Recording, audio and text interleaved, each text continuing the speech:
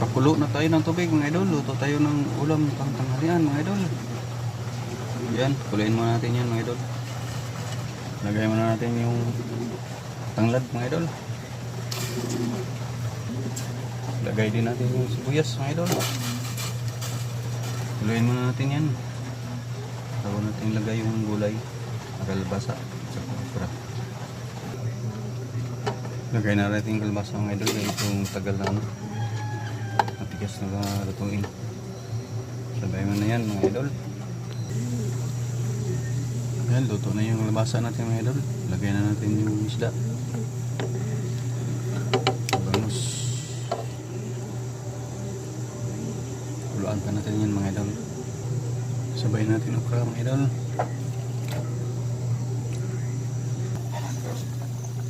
Lagay natin yung asin mga idol.